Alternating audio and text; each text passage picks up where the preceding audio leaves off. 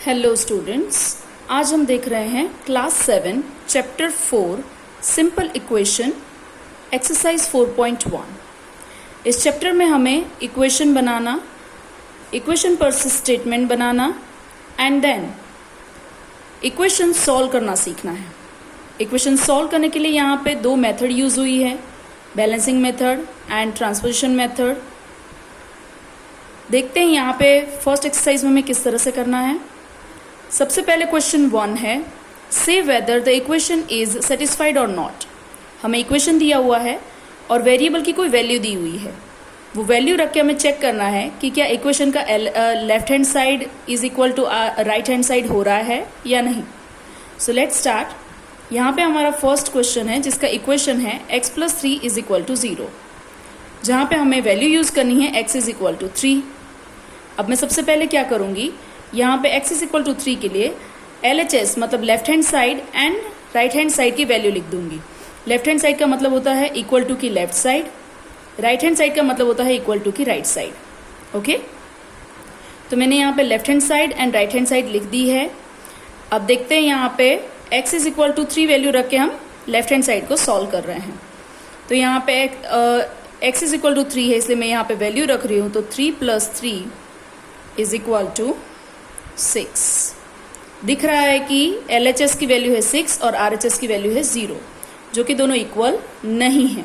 तो मैं यहाँ पे लिख सकती हूँ LHS is not equal to RHS। So equation is not satisfied. Okay, मैंने यहाँ पे इक्वेशन का शॉर्ट फॉर्म लिखा है। सेम वैसे ही सेकेंड सम भी कुछ वैसा ही दिया हुआ है हमें। मुझे यहाँ पे बोला गया है इक्वेशन है x + 3 is equal to 0। Same वही, जहाँ पे मुझे x की वैल्यू लेनी है x is equal to 0। Okay, तो मैं क्या करूँगी, x + 3 इज इक्वल टू 0 में left hand side and right hand side decide कर लूँगी। सो LHS मतलब इक्वल टू की left side x + 3 and RHS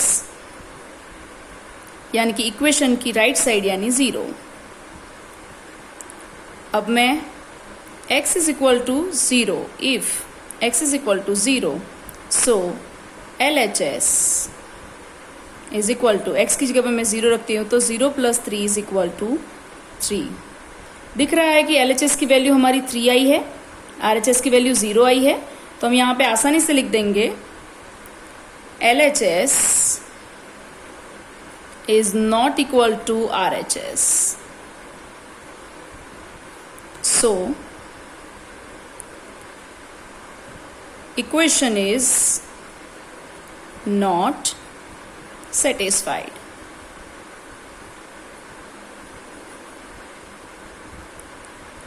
ये जो क्वेश्चन हमें दिया हुआ है वो आपकी टेक्स्ट बुक NCERT की टेक्स्ट बुक में एक टेबल के फॉर्म में दिया हुआ है, तो आपको टेबल सॉल्व करना है। लेकिन मैं यहाँ पे मेथड वाइज पूरा सम सॉल्व करके समझा रही हूँ। ओके, आगे के सम्स भी कुछ उसी तरह से हैं, तो वो मैंने सॉल्व करके रखे हैं। आप लोगों को खुद ट्राई करना है। जैसे कि थर्ड नंबर में भी सेम इक्वेशन पर x इज इक्वल टू -3 आपको वैल्यू लेनी है। मैंने यहाँ पे सॉल्व करके रखा है।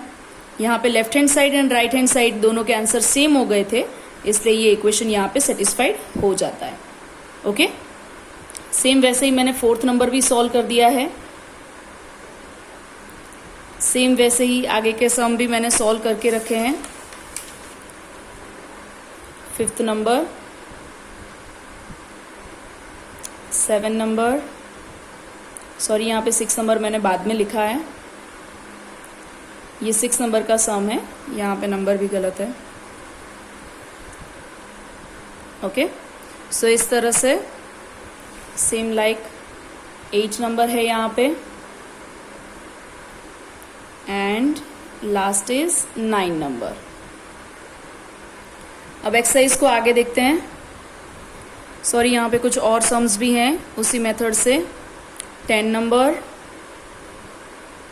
And 11 number. ओके, तो ये सारे इक्वेशन उसमें वैल्यू रख के आपको चेक करना है। कि RHS एंड LHS सेम होते हैं या नहीं।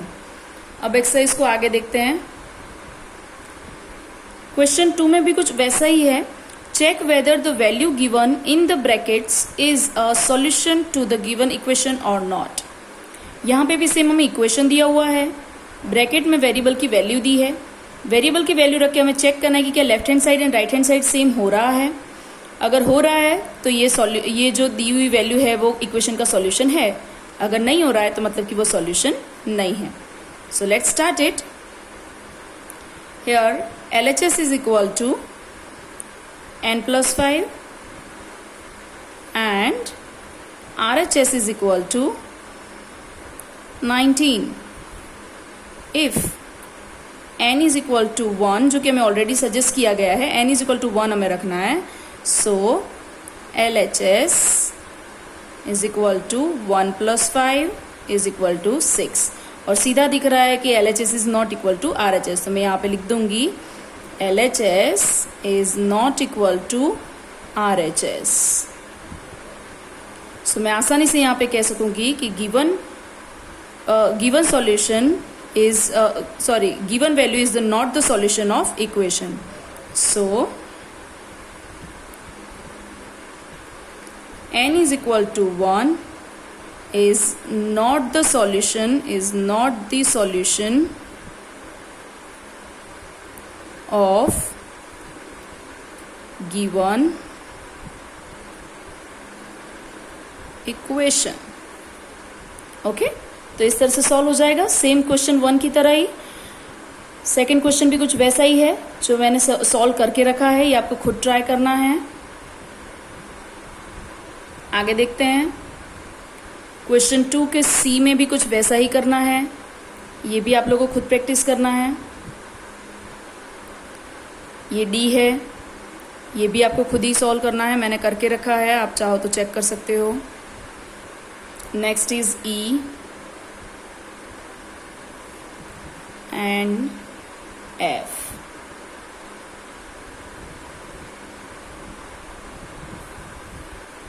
अब आगे 4.1 का देख रहे हैं क्वेश्चन 3, जिसमें हमें बोला गया है solve the following equations by trial and error method. अब ट्रायल एंड एरर मेथड क्या होती है वो समझा दूं कि इस बार इक्वेशन दिया हुआ होगा लेकिन हमें वेरिएबल की कोई भी वैल्यू सजेस्ट नहीं की है, तो हमें वेरिएबल की वैल्यू खुद ही ले लेनी है, कुछ भी जो आप चाहो वो आप कोई भी वैल्यू ले सकते हो अंदाजे से, ठीक है। और फिर आपने जो अंदाजे से वैल्यू ली है उससे सॉल्व करने की कोशिश करनी है इक्वेशन को। अगर सॉल्व हो जाता है तो ठीक है, अगर नहीं होता है तो आपको दूसरा ट्राई करना है, मतलब कि दूसरी वैल्यू लेनी है वेरिएबल की। ओके, सो यहाँ पे मैं देख रही हूँ हमें इक्वेशन दिया हुआ है 5p + 2 इज इक्वल टू 17। उसमें मैंने थोड़ा सा लिख दिया है, जैसे कि ट्रायल 1 में मैं p इज इक्वल टू 1 ले रही हूँ, हमारा वेरिएबल p है तो p इज इक्वल टू 1 में अंदाजे से ले रही हूँ। अब चेक करते क्या p इज इक्वल टू 1 के लिए ये स्टेटमेंट राइट है या नहीं। तो हमारा इक्वेशन LHS हमारा क्या है 5p + 2, 5p + 2 जहाँ पे p की जगह पे मैंने 1 रख दिया है, 5 1 5 + 2 7, जबकि वो नॉट इक्वल टू 17 है, जो हमारा RHS 17 था तो नॉट इक्वल टू RHS हुआ। So LHS is not equal to RHS, तो मतलब ये ट्रायल गलत है, हमें कुछ और ट्रायल भी करने पड़ेंगे। तो मैं यहाँ पे एक और ट्रायल ले रही हूँ, ट्रायल 2, जहाँ पे मैं p इज इक्वल टू 2 ले रही हूँ। आप कोई भी वैल्यू ले सकते हो, ठीक है, p इज इक्वल टू 5 9 7, और मेरे अंदाजे से मैं यहाँ पे 2 ले रही हूँ। So LHS is equal to 5p + 2, तो यहाँ पे 5p की जगह पे 2 रख देते हैं एंड 2, तो 5 2 ज़ा 10, 10 + 2 12, पर हमारा जो RHS है वो 17 है, so not equal to RHS, तो ये ट्रायल भी गलत है।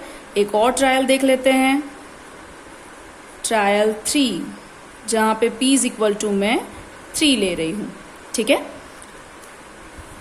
तो अब वापस LHS देखते हैं,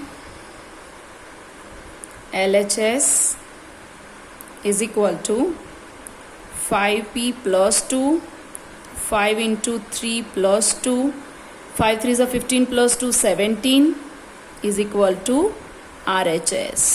तो यहाँ पे LHS एंड RHS इक्वल हो चुके हैं, तो यहाँ पे मेरे सम का एंड आ जाएगा और मैं लिख दूंगी So P is equal to 3 is the solution of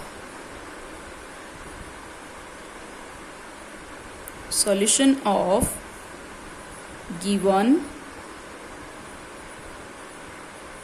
equation.